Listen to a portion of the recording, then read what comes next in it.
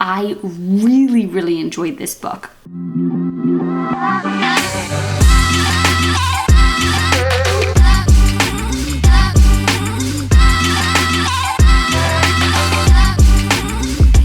Welcome back to my channel. This week I wanted to share with you guys everything that I read in March. So this was a great reading month for me.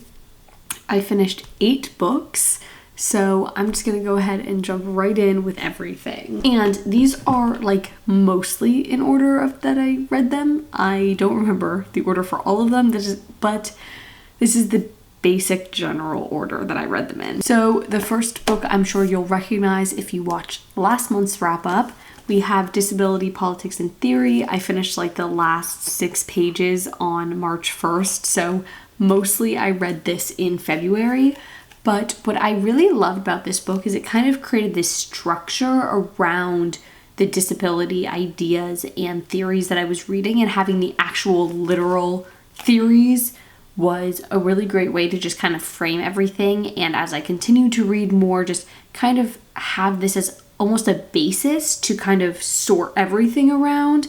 It didn't cover like every single thing. It's this big, it couldn't do that. But I felt like it really created a great framework. So if you're starting to do any research yourself on these ideas, or you're interested in learning more, this is a great book to kind of start with to kind of set that base up. The next book that I read is the Da Vinci Code. My best friend bought this for me for my birthday like a good few years ago, and never got around to it. So I finally read it. I really enjoyed it. One thing I really liked is that there were a lot of good short chapters, which was really helpful to like the pacing.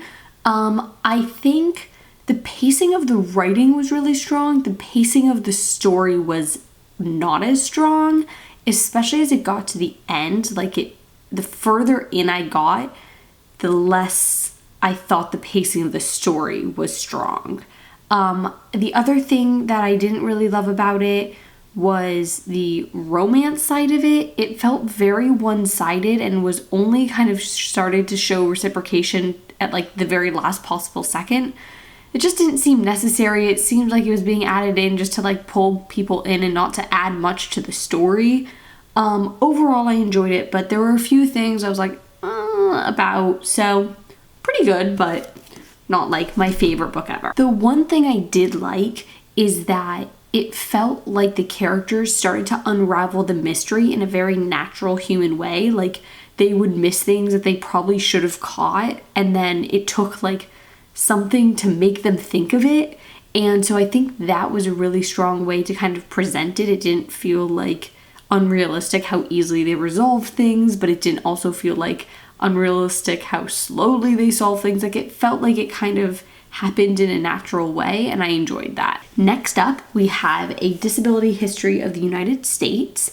And one thing I didn't realize about this book going in is that the author is not disabled, and I think I would have liked to know that. However, I think she does a pretty good job with it anyways. There's a lot of really interesting information, but there's definitely spaces where I was like, yeah, the perspective of a disabled person on this topic would have been better. Like there were certain things that I noticed and I was like, yeah, the experience of being disabled, like it changes how you see that kind of stuff. And so, you know, I think if you're going to read this, you have to go in knowing that, so you can kind of know that you're not going to get that side of it.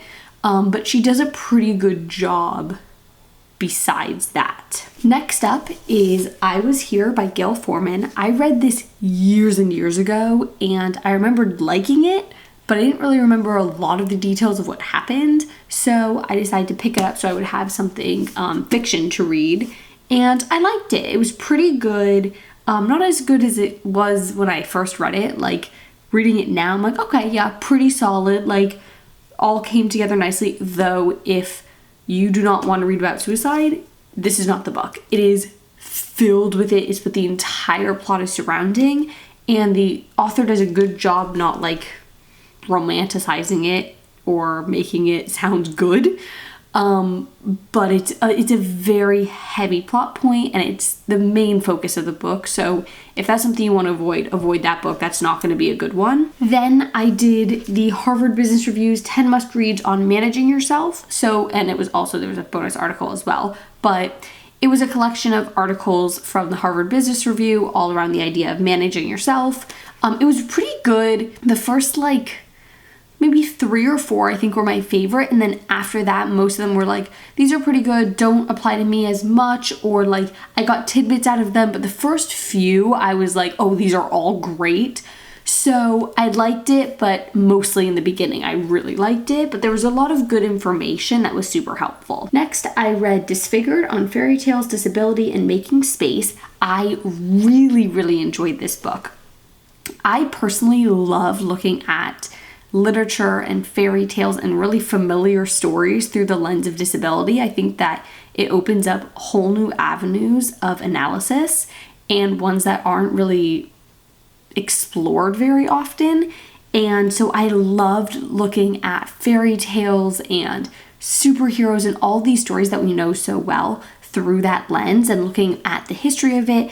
I think Leduc, it's Leduc, I think Leduc, did a fantastic job at the way she formatted this book. Not only were the chapters divided really well and explained thoroughly, but I also felt like she did a really good job bringing in her own experiences in a way that flowed nicely and didn't feel like, wait, why is this here? And just added this really nice layer to the discussion she was having. If you're interested in fairy tales or disability or anything like that, this is a great book.